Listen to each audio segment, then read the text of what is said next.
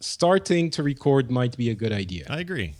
I'd like to give Patrick some portion of his Saturday night back or Friday night back. You're not that far in the future. Well, you know. You got plans, man. Big plans. All right, here goes. We're going to record. Chat room hi and welcome. Let's do this. Hey, chat room. Yeah, hello, everyone. Okay, I'm going to count it down, play the thing, and off we go. It begins in 3, 2, 1. I Lily like Lily.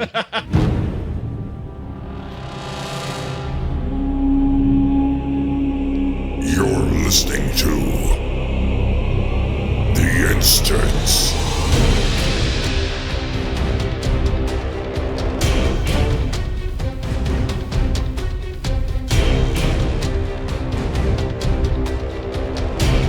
Hello, everybody. Welcome back to The Instance. This is The Instance, the Blizzard podcast that covers all the shite you like for Friday, July 24th. It's Pioneer Day in Salt Lake City, 2015. I'm Scott Johnson. Joining us today, that Frenchman that you know and love, Frenchman, Patrick Beja. Hello, Patrick. Hello, Scott. How's it going? Frenchman, I'm fine. How are you? I'm going to see you in a few days. Yes, that's going to be awesome. We can talk about it at the end of the episode, right? Yeah, we need to tell people. Yeah, we'll let people know what's up. And there's a stream, and those who can't come, they'll be able to see that, and blah, blah, blah. We'll get into all that. Bunch of awesome stuff. Yeah. A couple of things. So, first of all, I'll tell you what I'm not doing. Yeah. What I'm not doing is playing the Street Fighter V beta, because apparently this is absolutely not working, and Capcom is hard at work fixing it, and I can't wait. What's their problem? I know it's a beta. I know, I didn't, but I did, I didn't order it. I got it in Europe. It was a random thing. Anyway, but I'm very angry that Capcom is not completely in control of everything that's happening with that beta. Okay, Terrible. I see. You're very upset. And before I introduce Dills, can you just tell me, is it a French thing to like Street Fighter, or is this just you? It's a universal thing, Scott. I think it's widely accepted that people who do not like Street Fighter have something wrong with them. It just seems anti-French attitude, that game. I don't know why. That's a stereotype I have. I realize I'm part of the problem, but it seems like a French guy wouldn't like Street Fighter for some reason. Yeah, no, actually, French fighting games are there French? They're super popular. Fighting games are super popular because you can manage to take part in a battle without the actual danger of possibly losing or getting hurt. Yeah. So that's the most French thing there is. And the other thing, well, introduce Dills, and then I'll talk about WoW a little bit. All right, Dills, how you doing, man? Welcome to the show. I'm good. Patrick, what do you have to say about WoW? Yeah, talk about it. Wait, before you do that, I got to say this about Dills. The other night, Dills and I played. We had a couple of our matches for our Heroes of the Pants tournament. Oh, that's correct. Yep, and then we were played 5-1, but 5-1? 5-1. Yeah, that number. 4-1, 4-1, maybe 5, something like that. We're definitely moving on to the next round. That's what matters. We got creamed by one team, and now I'm terrified about. We're gonna get our vengeance. Yeah, we'll get our comeuppance with them. But afterwards, we played a crap ton of Rocket League, and I just want to make a comment here that Rocket League is the finest game ever made this year. It's an incredible experience. Yeah, and must be played. It's like a simple, super fun game. I love games like this because there's no reason to sit there and feel like you got to play it for hours, but you sometimes just do because it's that cool. You think you're going to do? I mean, they're only the 5-minute matches. You think you're going to be there for 10 minutes. And then get play out. A couple matches. Then you're like, well, one more. Yeah. I mean, come on, one more. Yeah, I heard somebody online say, I can't remember who it was, but it said it took me 3.5 hours to play 10 minutes of 10 minutes of that game. It's really, really good, and people should be playing it. Yeah, get it. It's free on PS4, right? Yeah, right now at least. If you're a PS Plus subscriber, which everyone should. And it's cross-play, so you're not necessarily matching up with your friends over there, but you are often playing. If you're on the PC, you're playing people on PS4 and vice versa across those platforms. I play with a controller anyway, so I think that's the way to do it. Yeah. Anyway, sorry, Patrick. If people don't know what it is, maybe you should mention it quickly. It's soccer with cars. Yeah. It's a football with cars. Powered cars. Yeah, big. It's a big room. It's a big giant field, and you have rocket boost powered cars. They're trucks and different decals and all this stuff you can tweak out on them as you unlock them. But the goal is to get a giant like Wheatley portal looking ball into a big goal on either side. You're orange or you're blue. Teams of you can go 1v1 if you want, all the way up to 4v4, which is chaos. I like 2v2, 3v3. Yeah, 2v2 is I think the best because it's just very it's just so much chaos in 3v3 and 4v4. I like the 3 because you can do a little more goal guarding with somebody than someone can actually stay back and there's more strategy, but most of the time I've found usually rush to everybody's just around. It's like watching a child soccer game. Like it's just a mob around the ball. And some players are really, really good and some people are okay, but you can never not have fun. It's always fun even when you're losing, and I think that's the thing. It's it's a game that it should not make sense, it shouldn't be fun, but it really is, and it's fun even if you're losing. And I think I said I really enjoyed it on Twitter, and someone linked me the video where you're trying it, Scott. Yeah. And which, by the way, sounds quite suggestive. And when you're playing it, you're screaming. You're like, "Oh yes, go ahead, yes, I got it, no!" And it's the first time I've been playing video games, obviously for a long time, and since I met my wife, and it's the first time she actually told me, "Dude, enough. That's really annoying," because I was screaming all the time. But it makes you want to do that because there's so many close calls. It's like you boost and then you leap and then you miss the ball and it's just no. Yeah, it's the most sports video game I may have ever played, and I think there's a very clear reason why this was picked up by, and I forget which esports league it was, but somebody picked it up for UK and US divisions already. So expect to see, I think, a whole lot more of that game. You're going to have very competitive teams, and I think it's a very competitive and fun thing to watch as well. You can get really good at this game for sure. Yeah, it fits into that whole esports thing pretty well. Yeah. So anyway, for sure. What were you going to say about WoW? Were you going to? Is it part of the news, or do you get something special? Oh no, just wanted to mention very quickly that I'm playing Ashran. Oh, lovely. And it's the first time I've ever played Ashran. I'm playing right now. Actually, it's been like an hour and a half, and it's super fun. Yeah. I'm really having fun. We have a really good raid leader who's giving us clear instructions, and we're destroying the horde. Because obviously, I play Alliance, which is the only proper way to play.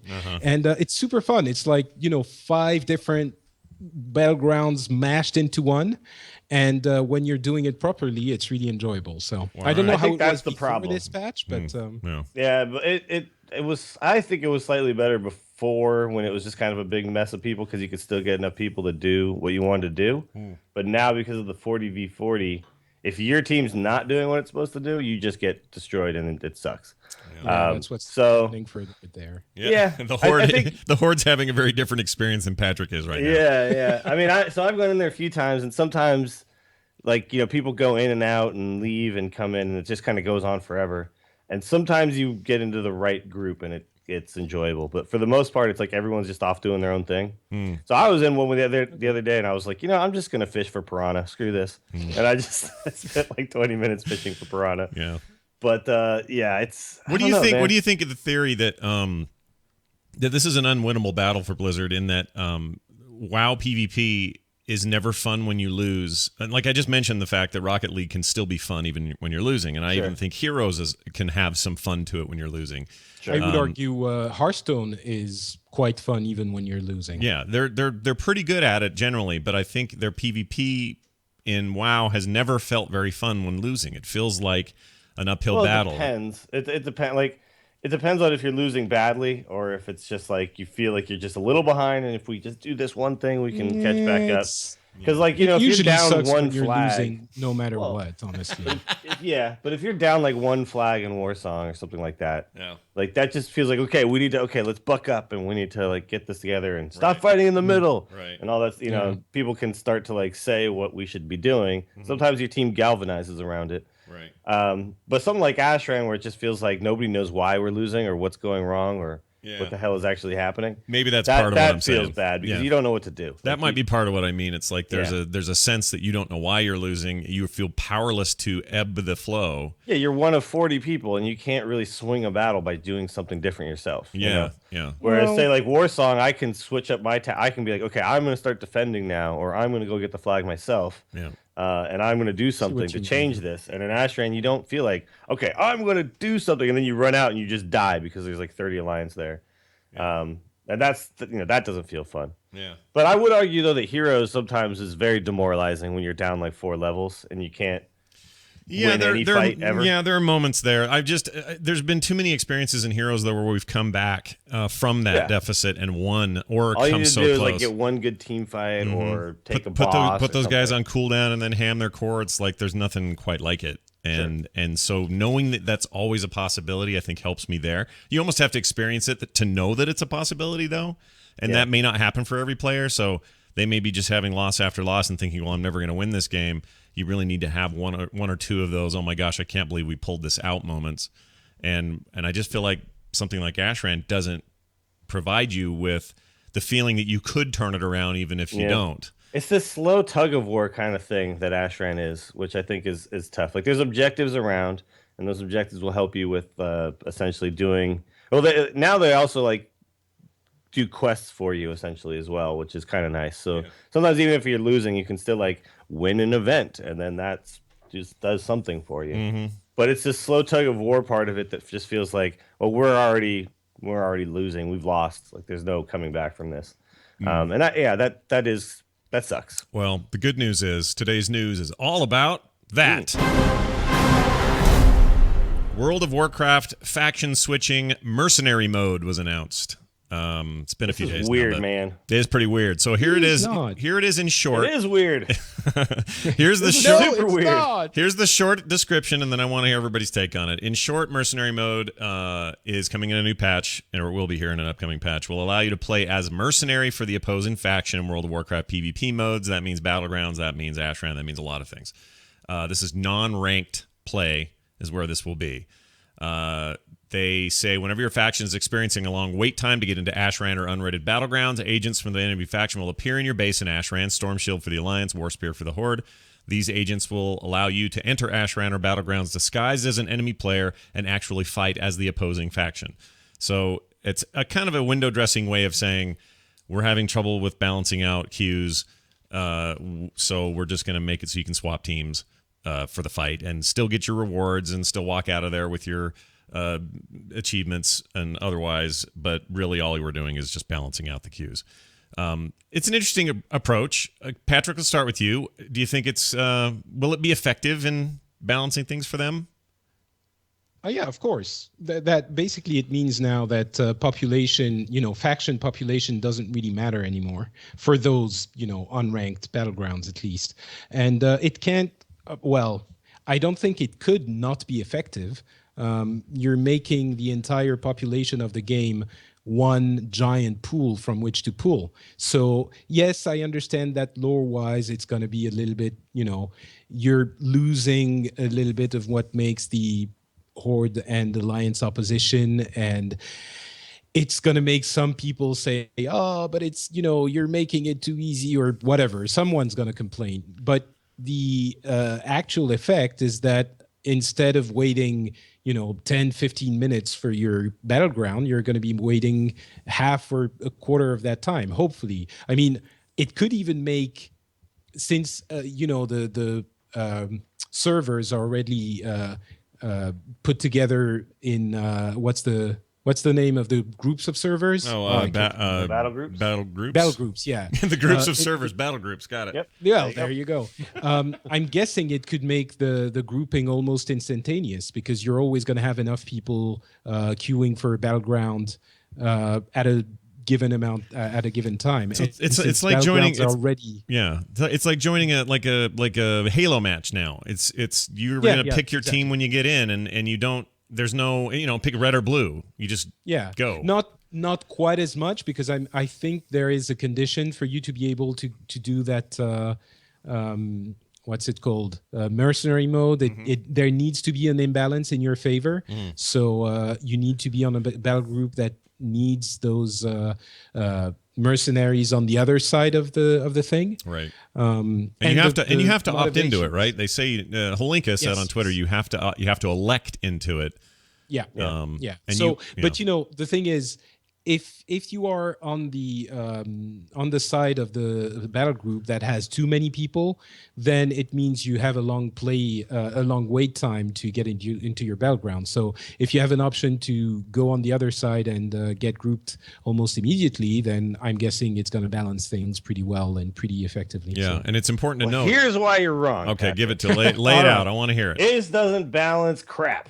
This still leaves the Alliance with a broken human racial, which is one of the big problems with PvP right now. Not the fact that there's like the reason why there's less Horde playing PvP is because the human racial is insanely OP, and it makes the humans they don't have to have this specific trinket in their trinket slot. They could put something else there and give them more power because they can already break out of stuff every 2 minutes, right? So that's really the reason for this, and this does not fix that because it actually changes your racial. When you so if you switch over to Horde, you now don't get to have this racial anymore. Yeah, if you're what going, they really need to do is just dump this racial, or give the Horde the ability to have this somewhere, or like maybe say like I can select racials that I want, and then we can just fix the whole imbalance thing of the populations in the first place. Right. Oh, Dills, you're so cute. No. This is true. Like for you to just completely ignore this is just missing like why people don't like it. Right. No, I'm sure it's. Oh, go ahead. And then I'll tell you why you are wrong. And sure. But the problem with that is that I'm right, so it's going to be tough. But, so the thing is that like so you're asking people to either play this game like where the factions have mattered so much for so long to suddenly throw that out and just say like, okay, whatever, I'll just play for whatever side like needs me most, which is like just like, you know, I mean at BlizzCon they're like, who's Horde, who's Alliance, like they made a big deal of this forever, so it's suddenly weird to like have it like, okay, well now that doesn't matter anymore, just play for whatever side needs more people. So that's just bizarre and like totally takes you out of the lore of the game. And then they're like, okay, well, if you don't like that, just don't do it. And then you still have the really long queue times. So screw you for not wanting to play ball with us. Like, so all of this to me just feels like, nope, we're not really going to address the problem. We're just going to slap a Band-Aid on it and say, all right, everybody get out there and do this now. And that to me is like, I don't like this attitude. Well, I don't like this. Does anyone know how the faction switching works? Like if I go in as human, or let's say I move over to Horde because Horde's unbalanced. Do I become an orc because that's the anti-human, or do I get to pick which racial, therefore which race I want to be? You will change race automatically when you get in. Yeah. Get all the Silverworths playing your racial swap. Right, your racial swap, but I can't say I want to be. Yeah, your racials all get swapped. So if I want to be, you don't get to be non-human and have the human racial. That doesn't work that way. Yeah, if I want to be a troll, they did confirm all that. So if I end up a troll, I get whatever the troll racial is, not the thing I was before I switched. Which the troll racial is terrible in PvP. Yeah, it's not great. I mean, all of these like orcs and troll, like we get these like little DPS boosts, which don't nearly matter as much as being able to get out of a stun or root or whatever, which is what humans get. Because we all do it, but we put a trinket in to do it. Yeah. And that trinket sacrifices some power that we could otherwise have. Yeah. So it's not. So this is just. So what if they nerf the human? What if they nerf the human racial? Because is the human racial that useful outside of PvP? It isn't really, right? So not wait really. A second. But before we start talking about nerfing the human racial, just. Wait a second. I'm sure that racial plays, has a part in the imbalance, but I really don't think it's so important. Oh no, it's 100% of the reason. This balance wasn't there until the racials all changed. Do you remember that? What? No. Yeah. All the racials at one point changed, right? Yeah, I remember that. Yeah. It was. And then PvP went from. PvP went from being somewhat the same population, and actually there's a lot of places where Horde was higher. All of the like actual top level PvPers, all faction changed their characters, like in a mass. Like it happened. This actually happened. They all switched over to Alliance because they were like, well, I'm not gonna not have this amazing racial, so they all switched to Alliance. But then it would mean that everyone switched to human, and you see lots of different races in Battlegrounds. You don't see just more humans than anything else. That's true.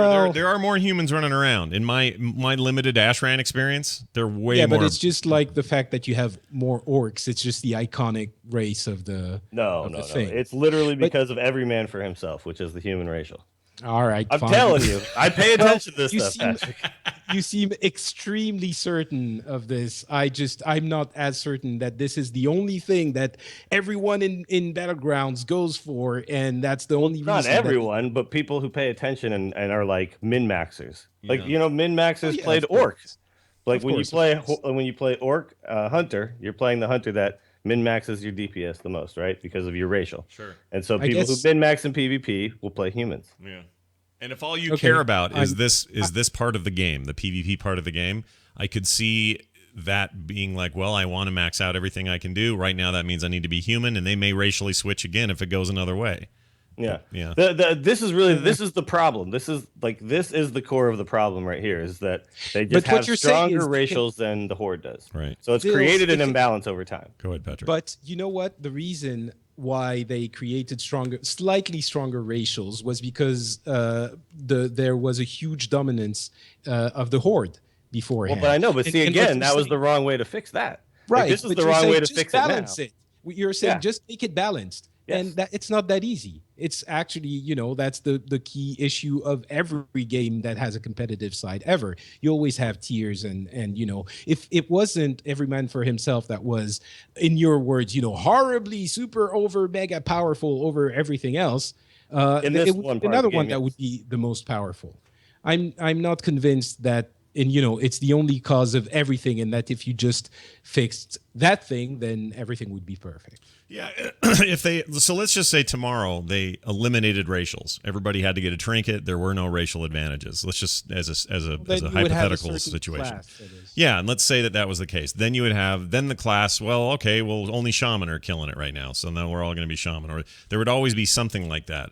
I think that this may be create faction imbalances is the point. Right. I think that this may be. I'm going to agree with Patrick on this one point. I think that this thing, mercenary mode that we're calling it, isn't just to try to address the human thing. I think that that's probably part of it, but I think that it's also just designed generally for population shifts, and whether those are caused by a bunch of people shifting over factions because they want to have this one racial, or whatever the cause of it might be. I think that's been a problem for a long time, not just the last little while. I'd say multiple expansions. There's issues with one side waiting longer than the other side. Battle groups were created to help alleviate that. Like they've made other steps to deal with this same problem. I think this is here to deal with that problem that isn't just one thing focused. So I'm 100% with you, Dills, that the human racial is OP. There's no question about it. Yeah. Anybody playing knows that it's OP.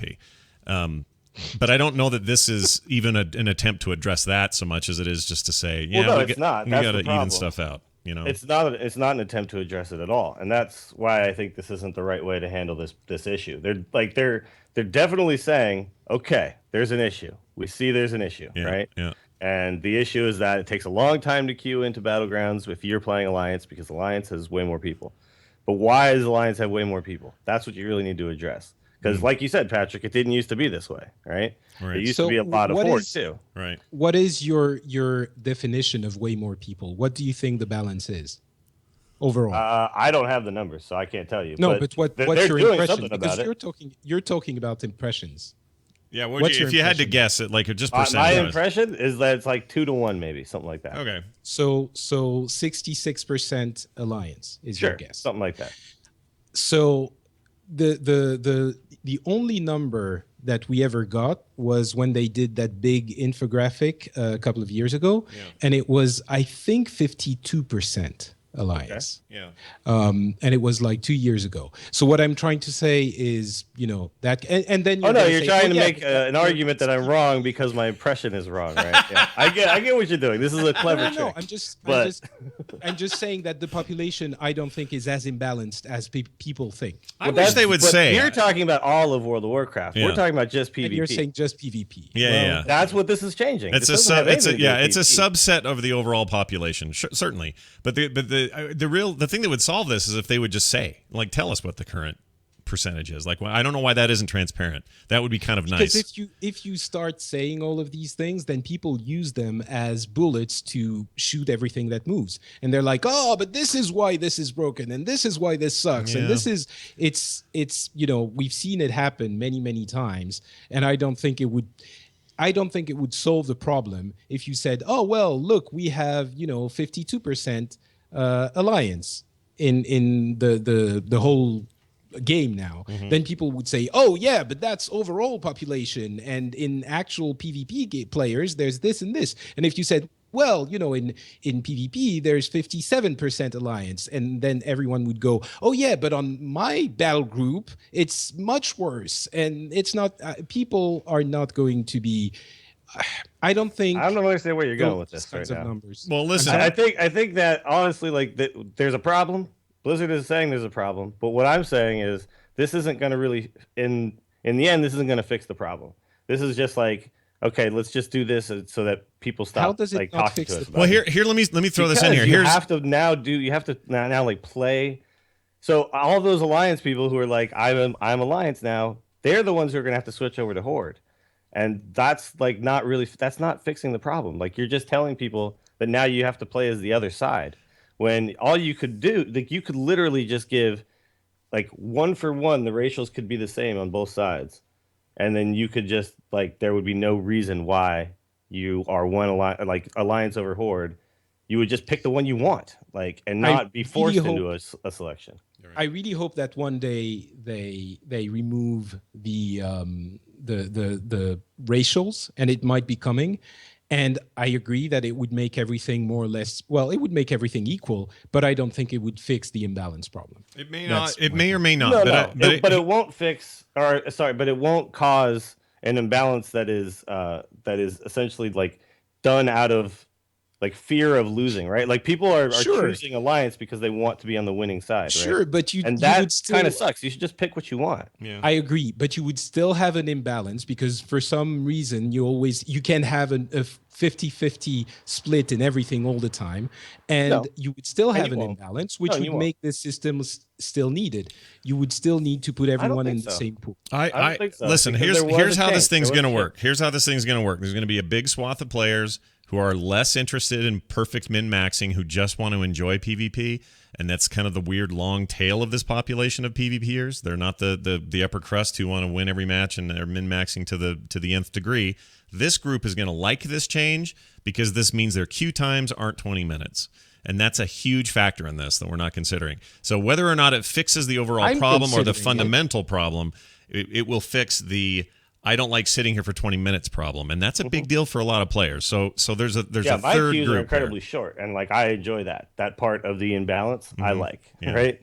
Because I play Horde, so when I queue into a battleground, it pops almost immediately when I. Oh, that's a good point. We're not really suffering from this on the Horde side. I'm not suffering at all. Yeah, the people who are suffering right now are the Alliance, and the problem is not that it's only upper crust people. It's also that people who like just want to play but kind of play good also do things like just look it up on arena junkies, and they say, oh, the top guys are playing human whatever, so I'll be human whatever, and it just kind of slowly, like, over time, it's sure there's this en masse of the top level min-maxing type people, but over time it's like that gap has grown in PvP, and it's very clear if you play a lot of PvP that there is a huge gap in just how many Alliance people are playing and how many Horde people are playing. Yeah. And I'm on the Alliance's side here. I don't want them to have to switch to a dirty Horde to like play PvP.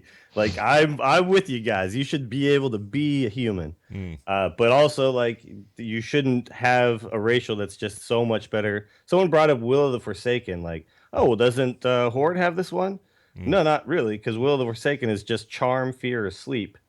And let me look it up. So while you're every man for himself is anything that causes loss of control of your character. Right.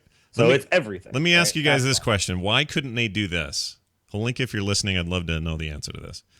Why can't it be so that when you make the switch, the mercenary switch, it's more like the screenshot you put up in your post, which is you're wearing a little fake Alliance mask, a little mask, but you're a Horde player. with all your horde, racials, and if you're a human, let's do it the other way that we're talking about. The human, we're unbalanced. This team needs some guys on the red side. That's the horde side. So, guys, I'm heading over there to shorten the queue. So, human goes over to the horde side. He's wearing a orc mask, but for all intents and purposes, he is one of them. He's still a human. He's got his racial, which everyone loves. He didn't have to lose any of that. He's just now fighting for the other side. Why do we have to switch races? Maybe that's where the problem is. I'm sure people would be, the dicks about it. Well, Patrick, earlier on in the show, you said Alliance is the only way to play. Like you get the mentality of like, this is I'm Alliance. Of course. So now you are fine with just swapping over, and now when you PvP, you play for the Horde? Like, you're cool with that? That hasn't, like, you don't see any conflict there? I do think that being a mercenary and going on your own and doing your own thing is completely consistent with the lore of Warcraft. You can absolutely see people being affiliated with the Alliance and sometimes going like, well, I'm going to make a little bit of money, and that's it. No, I think the way they solve this is you get to stay human. You just go fight for the other side for a match. Well, that doesn't solve it for Dills. No, but it kind of does. Not just me, Patrick. Hold on now. Like, there's a lot of people who don't like this change. Yeah. And I just don't think that this is the way to fix the issue. The issue is a little more far-reaching than just needing to switch Alliance. Sure. Just to put this to bed, because we spent 2.5 hours on it already. I see, understand, and agree that the issue you're talking about is real.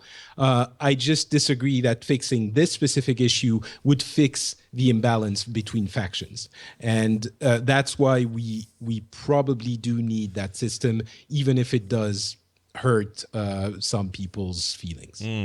Yeah, I'm very loud, very angry. We'll never know, but we will know. I mean, we're going to know in the next. Well, I don't know when this hits, but when it hits. This is like guaranteed to fix the quote unquote imbalance issue, because it just forces it.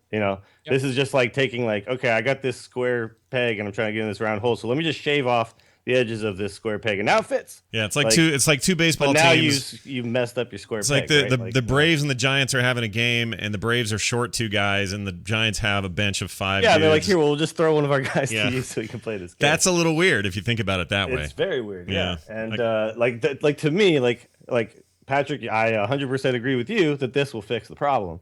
But I just think this is the wrong way to fix the problem. This is like forcing a fix rather than actually addressing the root of this is just like, oh, well, let's just lop your arm off then, because you got like a sore on it. Like, this is, to me, this is just like, now we screwed it up even worse. Like, if we get used to this system, then what's the reason to ever address the actual problem, right? Yeah. There isn't one. That's a fair point, I think. But I do. But I understand. I don't represent everybody. And I don't know what they do. The other problems, I don't know how they do it. If it isn't this, then it's obviously a challenge, or they'd have done it by now. So I don't know what it is. I don't envy the position of Holinka sometimes when he has to deal with, because people take this very seriously. Oh yeah. Spend a lot of time playing this game, and they want the fix that's theirs. That I have this great idea. It's like, well, there's also 9 million other people who have great ideas, and we're not going to make them all happy. It kind of sounded like you just did that, but. Well, I didn't offer like a straight up idea. I just offered, that this idea is not the best one. I like a good divisive topic on the show. I like it. It's good stuff. All right, let's talk about another divisive topic: whether or not Comic-Con footage for the Warcraft movie should have been sold or shown, not sold. They did a couple of videos leaked. They were cell phone captured videos. One was pulled pretty immediately, although I saw it before it got pulled. Did anybody else see the 5 or so minutes of footage? I clicked too late. All right. So did you see it, Patrick, at all? I restrained myself very valiantly. I was very proud. I watched it because I knew one of us needed to eat it for the show, and I figured it'd be me. And I watched it, and it's a terrible angle, and it's obviously terrible quality, and it's not what you want to see. But I think you can glean some things from it. The only footage captured, we didn't get to see a bunch of the human side stuff, but we saw Orgrim walking around with what's his name, Thrall's dad. Spoilers. Sorry, they're hanging out on their planet, and they're talking about how they're all out of water and food, and everything sucks. And then you get a sequence with Gul'dan. I'll mention that he's in it, and he's doing some stuff. and it's very CGI. And the one annoying thing about the video was there was somebody sitting next to the guy with the phone, and as it's filming, he goes, "Well, this sucks. This is just Avatar. These are just computer people," he says. And I thought to myself, dude, you're on the Orc planet. What did you freaking expect? What did you expect? Of course it's CGI. They've talked all about how it's CGI. I don't know who this a-hole was, but anyway, it looked interesting. I can't really get a gauge for it except to say that it looks very lavishly rendered and produced. They seem to be sparing little expense and making it look the way you might expect it to look. And again, this is an impression from a bad cell phone video, but I thought it looked all right. I'm more bothered by the fact that Legendary Pictures is notorious for not showing their footage in an official way. You know, both DC and Marvel have had Comic-Con experiences now where something got leaked, so they went ahead and put out a high-quality one so that people didn't see garbage. And I don't know why Legendary won't do that. But anyway, that's all we got. And they did a panel, and, you know, nothing new. We didn't learn much new. But stuff went down at Comic-Con. Yeah, what's the deal with, like, do you think that there's reasons for them to be so secretive about these Comic-Con? Like, I don't understand the reason why, like, once they show it at Comic-Con, it's like, well, no one else gets this. I think only the people there. It's just to create, like, weird excitement and buzz that doesn't... I think there's a split opinion from different studios as to whether it's valuable or not to share it later. And I think it doesn't make too much sense anymore in this day and age to hold that stuff back. I understand giving that audience who waited 4 hours or however long they wait in Hall H lines these days to see that stuff. I understand them getting exclusivity, and they sweated and dehydrated. They had to smell the guy next to them. They had to use that horrible bathroom. For it. Yeah, they suffered for what they got to see. I totally get that. But when like 3 or 4 days have passed, I think it's okay. I know. I think they should just, because honestly, like what happened with the Suicide Squad stuff is like they showed it and then it got leaked and then they were like, well, all right, let's just put it out. And everybody watched it and got really excited about this movie. That movie's actually now on people's radar, where before they were a little bit down on it. I know. Before I was like, everybody looks weird, and Will Smith really, and I don't know, and like the whole thing. And I saw it. Now and I was I'm like dude, excited for it. It looks badass. I'm super stoked for that movie now. So yeah, I don't know why, but this is also a Legendary Pictures is just, they're famous for this. People want to put it on Blizzard and say, well, that's because Blizzard never shows anything. And it's not really Blizzard in this case. Well, Blizzard's not controlling any of this stuff. No, this is out of their hands as far as that goes, as far as the secrecy of it goes. But when Chris is here next week for Nerdtacular, he'll likely give his impressions of all the things he's seen without giving us too much. But people have seen what they've seen.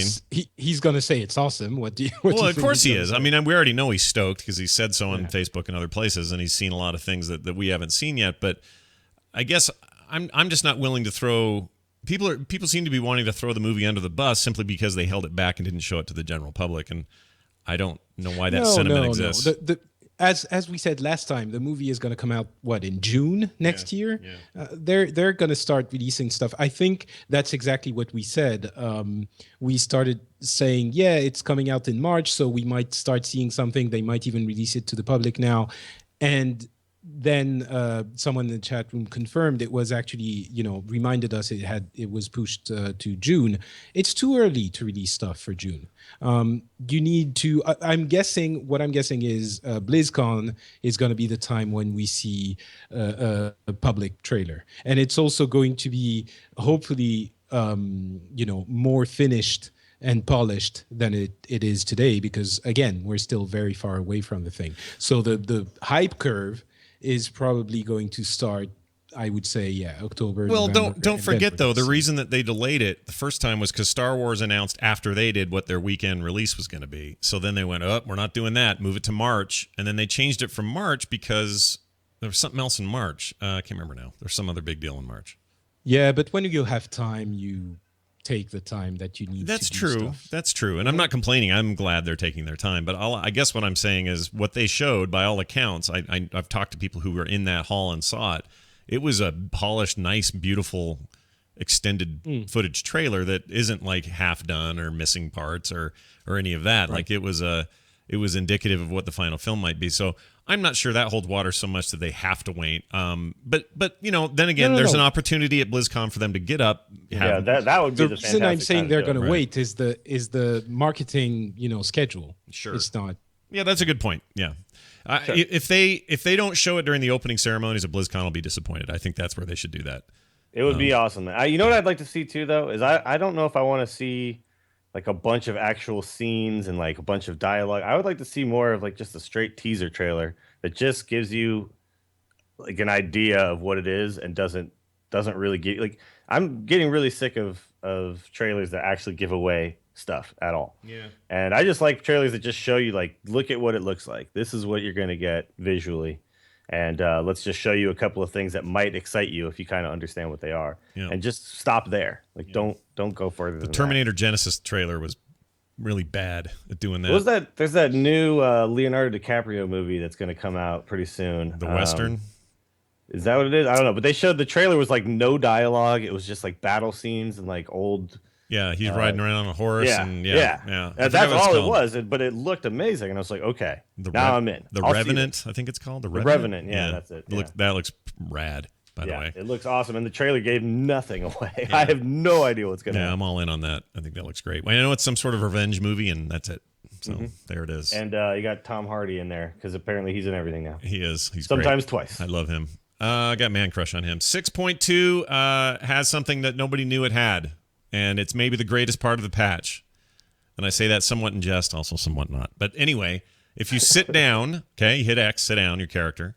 You target a cat that is a battle pet. Okay, so you have a battle pet out who is a cat form of battle pet. And type /sit. It will curl up and sit in your lap. Wow. It'll sit in your lap. Well, thank God that they finally put this in the game. I know, man, the time we've waited for this kind of innovation, just incredible. Actually, it's very cute and awesome, and I'm glad they put it in. No, that is cool. Just wanted to mention that. Stuff like this. We also have a new face at Blizzard. Stephen Frost, formerly of Carbine, worked on WildStar for years, is now over at Blizzard, and he joined them last week as a design producer. That's significant in some ways because a lot of people see his contribution to WildStar as perhaps its best. And a lot of the things that game did right were attributed to him. So I think it's a good catch for Blizzard, and it'll be interesting to see what he brings to the table. I don't know what it means beyond that, but seems like a good ad for Blizzard to soak him up and bring him over. And I don't even know what's going on with WildStar. I guess they're still kicking it in some form. They're not free to play yet, though, right? I don't know what they are. I don't know what they're doing. Aren't they? I think that's coming. I think that was announced, but I don't think they're there. Maybe not free to play, but you still need to buy the game and one of those deals. But then there's no subscription. I can't remember. I remember it was in like April or May that I heard about it, but I don't know if it actually switched over or not. I'll tell you this: if they do that, it says this fall they'll be transitioning to free to play. Okay, if they go the model of Guild Wars 2 and make it so I have to buy the game. I guess ESO does this now too, but you buy the game and then there's no subscription and there's cosmetic stuff you can buy or whatever. I will likely play that again. Yeah, I'll go play it. Yeah, I enjoyed my time in there, so I liked it as. I don't like this brings up an interesting thing where the free to play model, like which ones work and which ones don't, and like you said, Guild Wars I think is like the best model of this because you don't feel like you don't have any gameplay. Like you have all the gameplay, and you buy stuff because you're enjoying the game, right? Yep. And this is very similar to this is how I feel like Hearthstone kind of works too. It's like I'm not actually forced to not have anything, but I spend money because I love the game so much, right? Yeah, I feel like good examples of this. Path of Exile is really good at this. Path of Exile, yeah, sure, really good. And I went into SWOTOR the other day, and it was like you only have 2 character slots unless you subscribe, and you only have this unless you subscribe. And I was just like, no, that turns give me off. whatever I want and just like let me buy cool looking stuff. You can't be all the races. It's not good. I didn't like that. It made me like just turn it off. I was like, nope. Yeah, I don't like that either. I'm glad they're doing well, but my preferred model is like the Guild Wars 2 model. It's pretty good. Yeah, it's pretty strong. Because Guild Wars 2 is like I still pop in there and just mess around every now and then. And I haven't ever really gotten into it, but I don't ever have a reason not to go in there. Let's dig into some Hearthstone news. Big stuff. Yeah, happened. Very big. Dills, you went to the big presentation on was it Wednesday? There in person, yeah. Wednesday, right at the Foundry there in San Francisco, and they had they had Dot up on stage. They announced a new expansion. It was kind of along the lines of a lot of what we thought it was going to be, minus the thing we were hoping it was going to be. Sure, but whatever. Grand Tournament it's called. They're launching it in August with 132 new cards, many of which affect hero powers, which we'll get into in a second. There will be a 50-pack pre-purchase available next week for $49.99, which gives you a card back if you make that pre-purchase. So let's get into it. You were there. What were the highlights? What are you excited about with this thing? Well, the highlights were definitely just seeing the new cards. The games, when they actually played them, the games were a little bit tough to watch because you didn't know what the new cards were. These were pre-made decks by Blizzard. There were some really cool moments that had to do with Inspire, though, which was kind of fun. So you kind of got a little bit of a taste of what gameplay might actually look like. But again, it was just hearing about the cards was more what I wanted to do. And then it was Trump versus Amaz, and the winner got to play Firebat. And I think Trump won, and then Trump lost to Firebat, and he actually totally screwed up a couple times, which was pretty funny. But there was a couple of times where there's a card. It's a new legendary card, and it's a 5-mana 4/5. And whenever you use your hero power, you draw a random spell from all spells in the game. You just get a random spell, right? Mm-hmm. And so there's some cool moments where the spell they got gave them lethal, which they wouldn't have had if they hadn't, gotten that RNG. So there was a couple of cool little moments like that, and the cards seemed very exciting. The Inspire thing, I need to see all the cards to really understand how good that is, because right now, hero power is kind of something you do when you don't have anything else to do. Mm-hmm. They talked a lot about that on stage too, didn't they? About how it's kind of like your last resort. Yeah. And it's kind of a bad thing sometimes because you're like, well, I can't do anything else. I guess I'll use a hero power. It's almost like it's sad if you have to use it before, say, turns 8, 9, and 10. Yeah. Because you're losing out on some of the tempo of playing a stronger card. Mm-hmm. But with these Inspire mechanics in there, that might all change. We don't know. There's still a lot of stuff that we haven't seen yet. Right. And so it may be that hero powers are suddenly an integral part of the early and mid game, which would be kind of cool if that happens, because it would make the games first of all, it seems like they're going to slow the game down a little bit. It seems like after this all comes out, we're not going to be overpowered by rush decks, half of the time that we play, which I think a lot of people are clamoring for. So that's pretty cool. And you'll be seeing more games that kind of slowly work themselves out, and over time you kind of gain a value advantage over your opponent to win utilizing your hero power, which I think is really cool too. Mm-hmm. The whole theme of it is amazing. It is the Argent tournament, but this is, I think, the first time now that they've stepped away from WoW lore, mm-hmm. and they're kind of adding their own lore, because what Dodds said was this is after the Argent tournament and after they've gone and killed Lich King, and now they go, hey, well, we got this whole ground set up. Let's just continue having tournaments here. Mm-hmm. Yeah, it became a tradition. The idea that it became a tradition after the fall of the Lich King is kind of a cool twist. I like it. Yeah. And so they've they're essentially adding to the lore. This is something that didn't exist in WoW. You go back to the Argent tournament, it's as if you're still fighting for the Lich King over there. Yeah, it's funny. But it's really cool, and I like the theme of it. And there's a lot of cool stuff. We have only seen 10 cards at this point, so it's really hard to say what the overall theme is going to look like in the end. But it seems very cool so far, and the cards we've seen are exciting. Patrick, you excited about this whole thing? Yeah, it seems like fun. I'm like Dills. I'm a little bit. I don't know what to think of the Inspire thing as it relates to gameplay, but as it relates to fun, I think it definitely has lots of possibilities for making crazy things happen. And a lot of the fun of Hearthstone is seeing those crazy things and bending the rules, and you think the game, and then something totally weird happens. And this is a lot of people were talking about having a new keyword in the game. Yeah. And of course, everyone goes with something like flying or, those classic ones that we expect. And what I really like about Blizzard is that they come out of left field and create something different that you wouldn't expect, and that has a lot more bearing on the game. Mm-hmm. Hopefully it's going to be a good bearing, but I'm optimistic. It looks like fun for sure. Yeah, it seems like a nice... I hope that it does slow the game down, because I think those are the funnest games. Not necessarily that aggro is just completely unfun, and I've been a big proponent of embracing aggro as a play style on the Angry Chicken. Yeah. But I think that the funnest games that people have are the games that, go through about 20, 25 cards in your deck and get to that late game stage. And then it's like one kind of critical big turn or big play, swings the game in a different direction. I think those games are the funnest rather than just, I drew enough damage to kill you over the first 6 turns.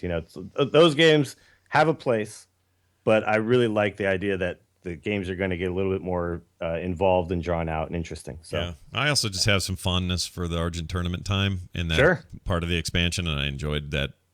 I didn't so much enjoy the mechanics of jousting as much as I just liked the idea of what we were doing. Jousting was the only thing that really sucked about it, right? Yeah. In the end, and it was fine at first. It just got a little bit tiresome that you had to continue to do it. Yeah, but mechanics. it was fine. Yeah, I had a good time with it, and I liked just this idea that we built this thing up there, and I don't know. There was something, that whole expansion had moments like that. It changed over time. That was all very cool, and the lore of it was very cool too when you think about it, because the idea that we can't just send a bunch of dudes in there to kill the Lich King because he's going to turn them all against us, and they're going to become zombies or whatever and come back. Like, that's a cool idea. Yeah, that we have to make sure that the people we send in there are going to be able to get the job done, or else we're gonna like lose this battle. I thought that was just an awesome thing. So, and they addressed that too. That I was like, I hope Dodds understands that was the lore, right? And he did. He said that. And I got to talk to him.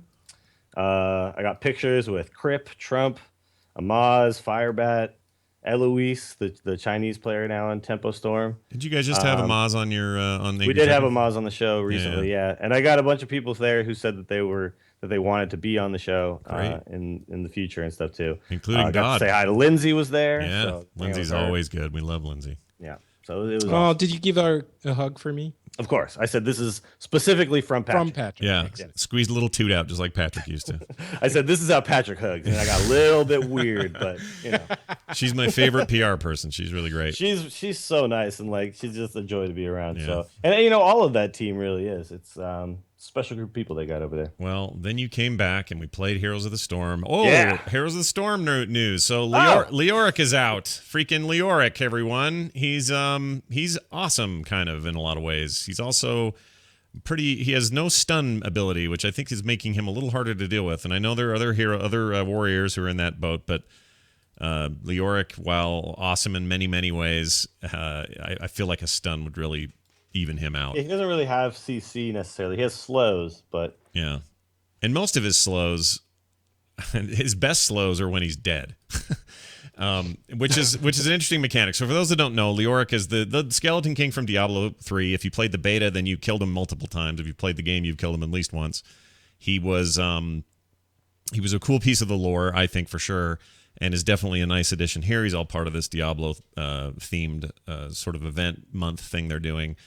We think we're getting at least the monk next, and then that may be it. We don't know for sure if there's anything after that. But Deckard Cain, yeah, Deckard come on. Cain. We want him so bad. Stay a while and listen, stun. Has to happen. Anyway, he's a warrior. He's very melee focused. Obviously, he's got some pretty neat stuff he pulls off, and one of his big traits is when he's killed, he persists in the world. You can see him. And you can see everyone if you're playing him. You float around, and your job is to do two things. One, slow the enemies with your Q ability. I forgot the name of it. It's Skeletal Strike? Something like that, yeah. And in there, as an undead, it just acts as a slow. Yeah, so it does no damage. Yeah, so you can stay in the fight and cause some slowing on the other team, and it's pretty useful.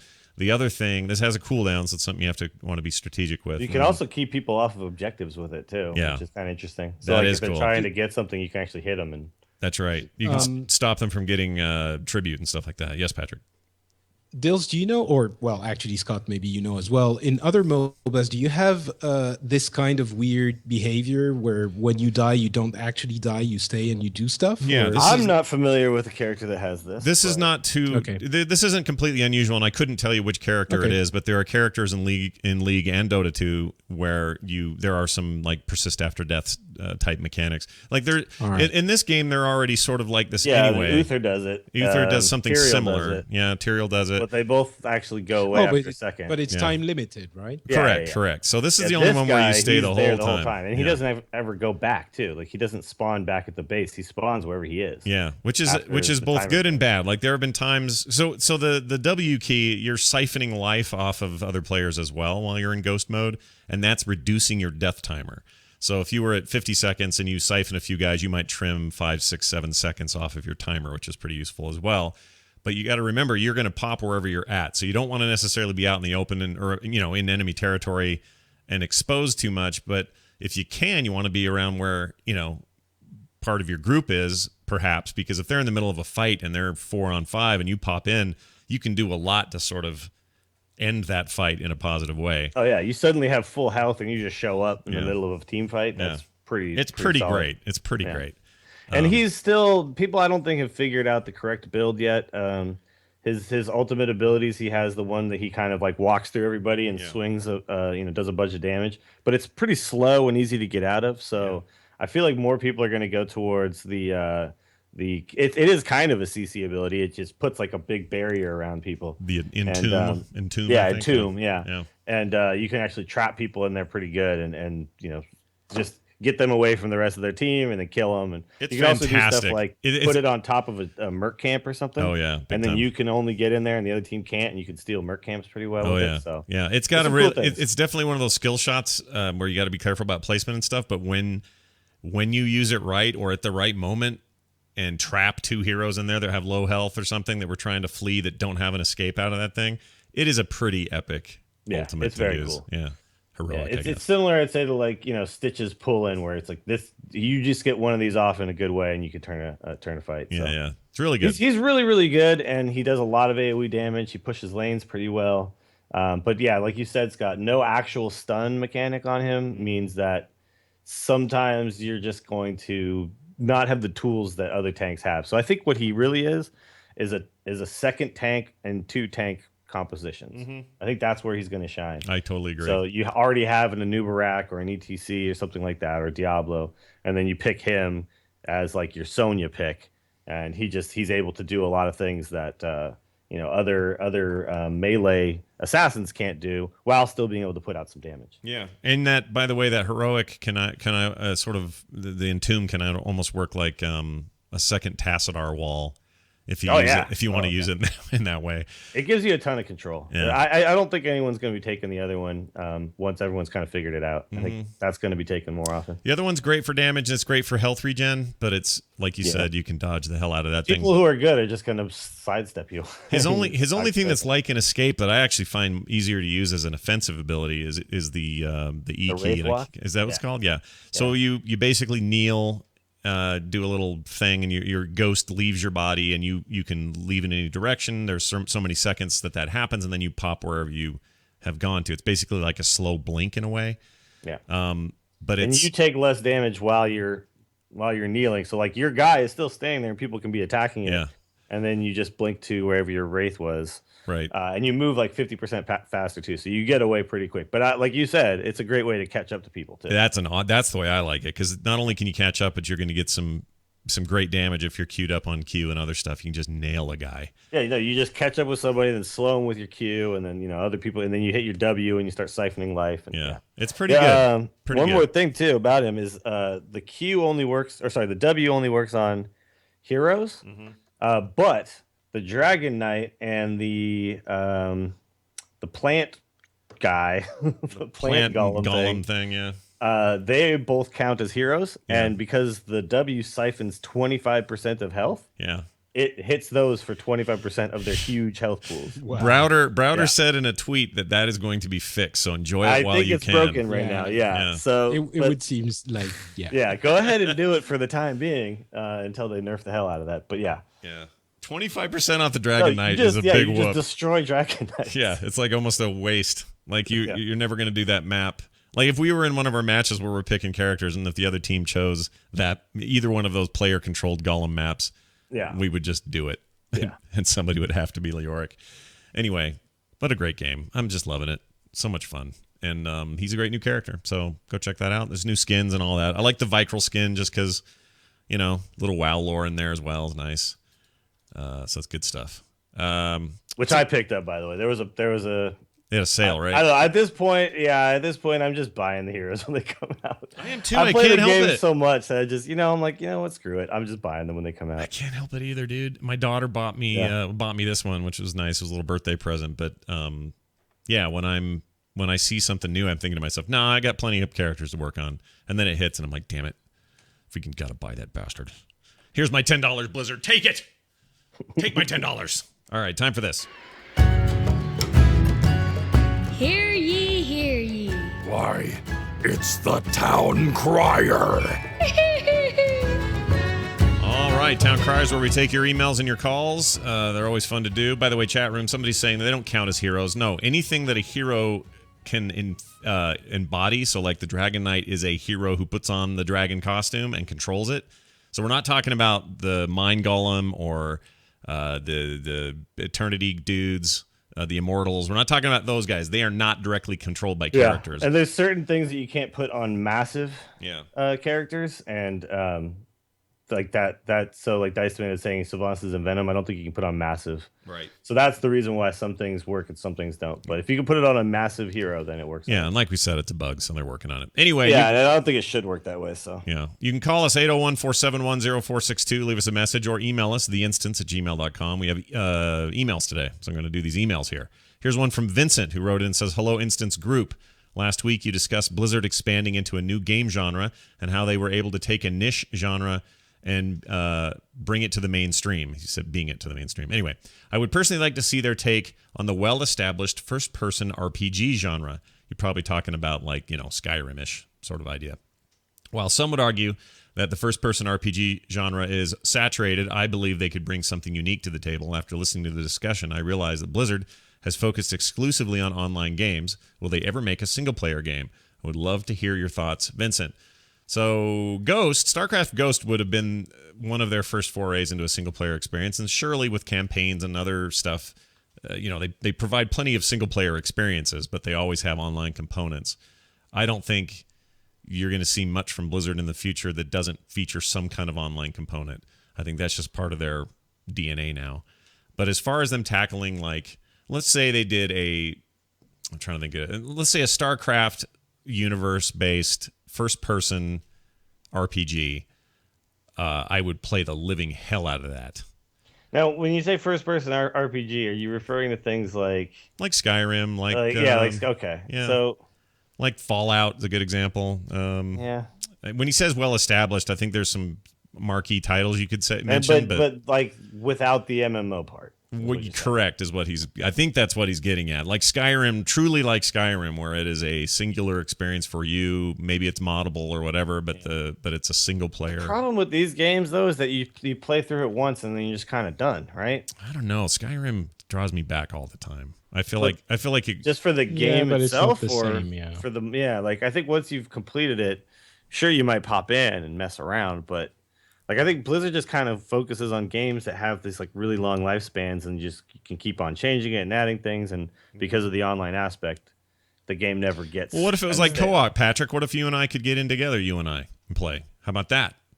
Well, yeah, but co-op, if you want to make it have a long tail, it becomes very, very complicated as well, because then you have to do something like Destiny and have dungeons essentially that you do over and over again, and you have the grind. And I don't think that's exactly what the caller or the emailer was referring to.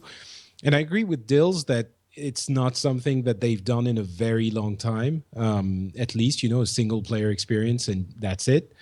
But they haven't done it in a very long time. It doesn't mean that they will never do it. So maybe, and the idea that I could get into a super highly detailed narrative-driven story-based game, single-player experience, a la Skyrim, but with a Blizzard sauce all over it, you're going to StarCraft, I'm going to World of Warcraft. In that universe, with, let's say they do something weird and go with a photorealistic version of the universe, or not photorealistic, but like Warcraft movie type graphics, right? And you can go in there and explore and look at all of the things that you have, explored in WoW. So it's essentially WoW's world, or maybe parts of it, but very scripted.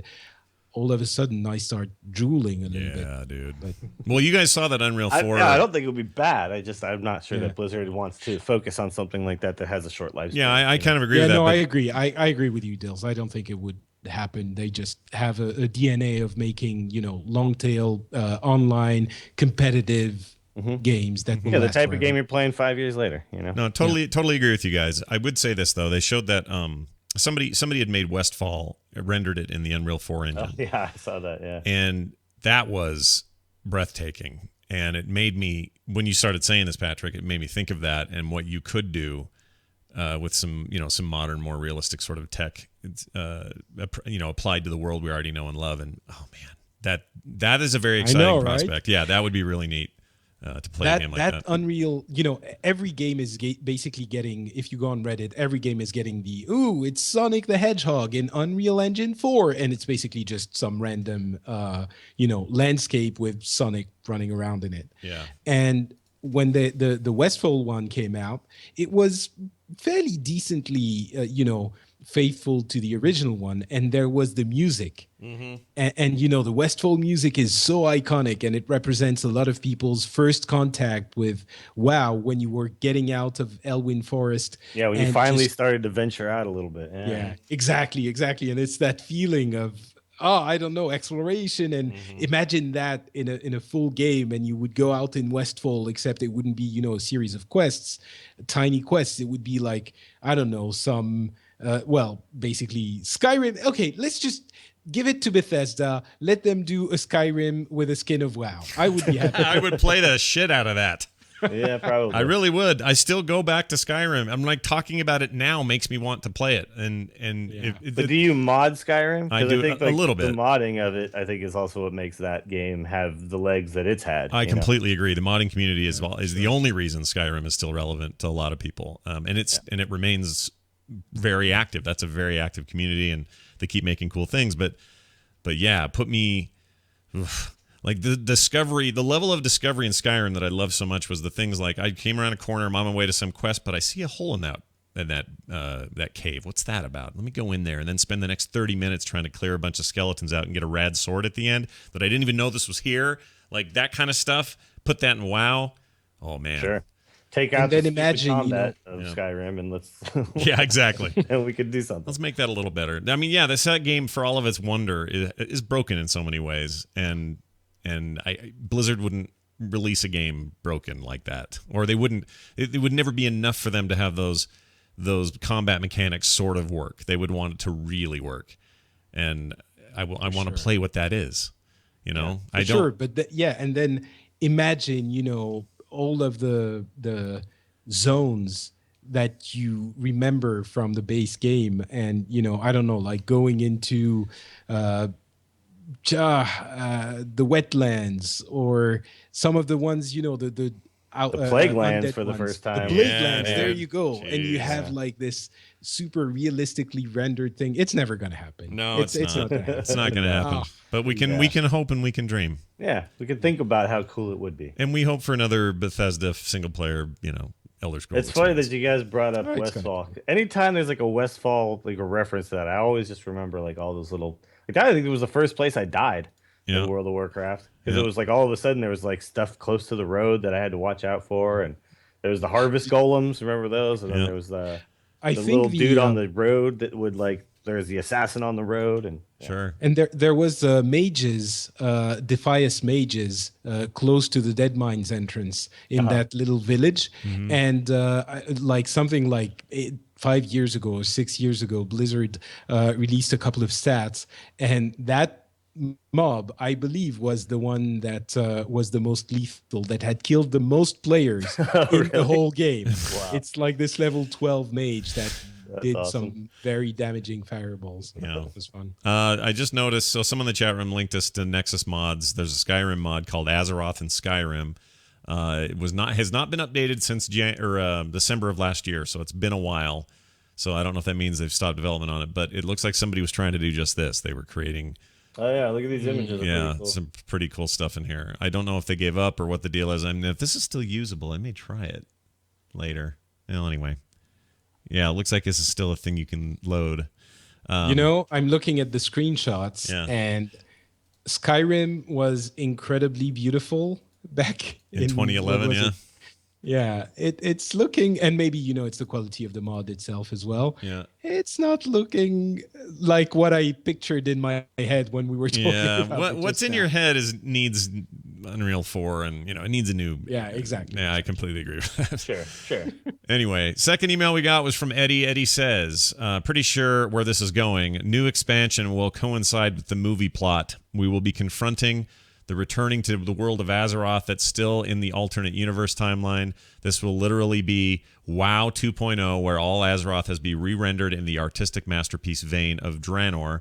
Level 1 through 60 will still be old Azeroth. The new one on a different server will be for level 100 plus. In my mind, this is where I rationalize the bulk of 200 plus WoW team members spending their efforts instead of on one major content patch expansion known as Warlords of Draenor. So he's a little snarky at the end there, but his thinking, and I've heard this a few times, that there's a lot of theories going around that the reason that the patches have felt to some people a little half-hearted for this expansion, or this expansion as a whole, is that they are all in the grind on something huge, being a major overhaul. Whether it's tied to the movie or not, I don't know, but that they've had their heads down on something else, and they've only had enough of the team getting by with what we need for patches to sort of get by, and that lack of effort on the patches is being noticed by players, but what they're really doing is changing the world for a rebirth of the game in some ways. So do you mean like Cataclysm 2, basically? Kind of, but even more than that, like maybe huge upgrade to the engine. Cataclysm 3? Cataclysm 4, man. Like new, like imagine the world re-rendered out and a new engine potentially, new technologies in place, like essentially turning the game into more than just, not a sequel, not a thing you'd have to go out and buy other than the expansion, but just a big upgrade. That's possible. I don't know. Blizzard, they haven't done that before. It's all been very incremental, so I don't know if I agree, but a lot of people have this theory right now that they're basically trying to justify the idea that they didn't like this expansion very much, and the only reason must be because all 200 of those people are working on something great. That's what they're thinking. Well, it's wishful thinking, it sure is. Sure, but it's not a terrible idea, and I don't know. They are correct that this has been the lightest content expansion that we've seen, right? So maybe there is a reason for that, but I'm not going to go out there and say that, I think this is what's going on, because there's no real evidence that this is actually happening. No. Yeah, I think it's much more likely. I don't see them, redoing the engine. The engine is very current, actually. It's not that, the graphics engine is excellent for WoW. It's not that they're just not going for realism. Yeah. They've been upgrading it. If you go take a look at WoW screenshots when it first came out 10 years ago, it looks nowhere as good as this. Yeah. I am absolutely, 99.3% or even 0.9% certain that they are not going to be redoing the world again. If they did that, I would be shocked. Like I don't know, like I might have a heart attack. So I don't see that happening. What I think happened is that the expansion they were envisioning is taking a lot more time and effort than they wanted to put it out like again a year afterwards. I'm sure they put all their efforts to not have this very long time between the end of this expansion and the release of the next one, and it just it comes out when it's done, when it's actually at the level of quality that they want the thing to be at, and it didn't work with the schedule they had envisioned initially. What if they come out at BlizzCon? What if they come out at BlizzCon and go, WoW 2, everybody, we're really doing it. We're doing a sequel. What if they did that? What would you do? I would have a heart attack. I know. I don't believe it either. No, I mean, WoW 2, it's even something different. Because essentially now you just buy the expansion that's coming out and you have the entire game, right? Mm-hmm. Unless you've never played the game ever. Right. But really, you just buy one expansion. It would be coming out with a different game that you have to buy with a different set of characters and all of that would be splintering their player base and useless. What are they going to do? Unless they do something that is, I don't think. That's why they canceled Titan. So it's tough to envision what it would actually be, though, because you can't change. If you're calling it WoW 2, you can't change everything at its core, right? But you can't put out WoW 2 without making significant improvements. And it's just like what Patrick said, you'd be splintering your player base too, which would be really, really rough. Yeah. Think about EverQuest 1 to 2, right? And people kept playing 1. Yeah. It's tough. It's still that way. I know. I think there's still more people playing 1 than 2. Anyway, what are you gonna say? I have the answer. I know what they're doing. All right. They are actually doing WoW 2. They've been super hard at work on all of it. They're going to be, announcing it at BlizzCon. And WoW 2 is going to be basically WoW 1 without the human racial. That's the only thing they're going to change. It's totally balanced. Exactly. Way to bring it around. I like it. That's going to do it for your emails. Thank you again for those. Theinstance@gmail.com. Again, voicemails come to us 801-471-0462. That's going to do it. A bit of business here. The next episode of the show will be a live one at Nerdtacular 2015. Woo-hoo. It will be myself, Patrick, Terpster, Chris Metzen, Russell Brower from Blizzard, and possibly one special mystery guest, which we'll get to that day because it's still sort of in flux. I know I can't give it away yet, but that may be a thing, a mystery person. But there is definitely going to be a show that will be recorded live, and I got to find the time on it. Crap, I meant to tell people. So if you go to frogpants.com/live, that's where the live stream for all of the panels are going to be all week or all weekend. And if I look at the schedule here, holy cow, 6 days. 6 days, dude. Let's see here. It is day 1, and it is at 1 p.m. Mountain Time, so that's 12 noon Pacific. That we will be all out there on stage. Oh, we already have it up on here, so I guess I can just tell people we're going to pull Randy Deluxe up on stage. That's what we're going to do. So it'll be like old instance, new instance, Blizzard instance. Awesome. Yeah. Very exciting. So you got clearance. I forgot we already put his photo on there. I thought it was still a surprise. Anyway, so that's all going to happen. 1 p.m. Mountain Time, streamed for about an hour and a half. We're going to do Q&A. We're going to talk to Chris about what it takes to build the kind of worlds he builds. We're going to have Russell there. It's going to be amazing. And then for those at home who can't come or don't catch the live stream, we'll put that on the podcast feed, but it will not be until the following Monday when the whole event's over, and then I'll get that up on the feed. So that's just to give you an idea of what the schedule's like next weekend. And that is on Friday. Yeah, Friday, did I say? Yeah, Friday, 1 p.m. And if you're coming to Nerdtacular, come check us out. Have fun. Don't be shy. Come up, say hi. Lots of stuff to sign, people to shake hands with, blah, blah, blah, blah, blah. It's going to be great. I guess that's it. Anybody have anything you want to pimp? Patrick, you got anything? Well, since you're talking about Nerdtacular, I'm very likely going to be recording an episode of Pixels, the podcast, not the terrible, terrible movie. Yeah. And so I'm probably going to be recording an episode there. I'm thinking Thursday, maybe Wednesday, but probably Thursday. It's going to happen somewhere at the Snowbird Resort. So if you are there and you want to, watch it live and maybe participate with us, and we'll have people, discussing with everyone. I don't know exactly what it's going to be, but keep a lookout on my Twitter account, not Patrick, and hopefully we can have some fun together. That sounds good to me. Dills, you got a big angry chicken coming up Monday, I guess, with all this new stuff, right? Well, yeah, we'll be talking about all the new Grand Tournament cards and all that stuff on Monday. Then Jocelyn and Garrett will be at Nerdtacular, and again, I will not be there, so that kind of sucks. But there will be a live Angry Chicken there, and I believe Patrick, you're going to be on it, if I'm not mistaken. Yes, yep, indeed. So is Justin Robert Young, I'm told. Yeah, with Jury. So that should be cool. Jury's going to be there too. Yeah, well, Jury was actually at the announcement with me. I got him in. I got him a wristband. Pulled some strings. Yeah, we pulled some strings. It was awesome. But so I'm going to do my best to do an impression of Dills. Yeah. Okay. And I don't know if I will succeed. Still got the America shirt. Here's what you do to impress me. Just according to some people who listen to the show, just crap on everything, complain a lot, be a whiner, and there you go. Yeah, pretty simple. I can do that. No problem. Pretend to be all hardcore or whatever. I can trust anybody to do it. I think it's you. Yeah, Patrick. I think Patrick can pull it off.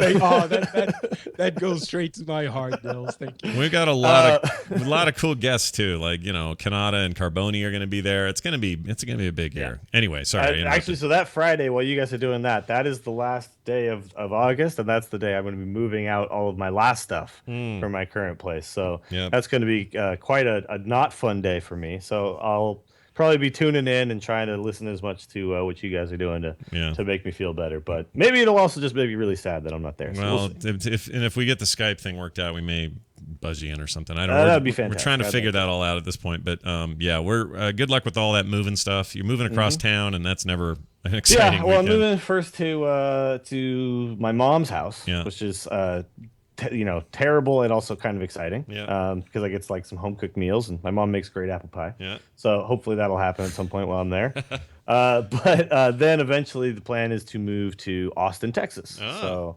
All right, another bastion of podcasting stuff down there. There's great stuff. There's a lot of cool stuff. It's much cheaper to live there, so I would like to spend more time podcasting and less time working. So good idea. Which is actually they're both working, but that's fine. Yeah, whatever. Well, one's a lot more fun. Yeah. Well, good. Well, everybody listening, hope you had a good time today. I know I did. Theinstance.net is our website. Don't forget to go check that out if you're looking for show notes, that sort of thing. At Instance Show on Twitter. I'm at Scott Johnson. Patrick's at Not Patrick. Dills is at Willie Dills. We'll hear from Terpster next week at the live event.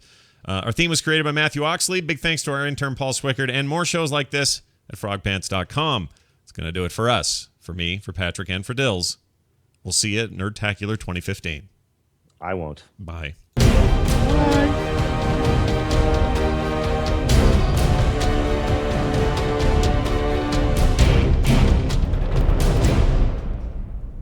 Wow. There it is. All right. We've done it. Well done, everyone.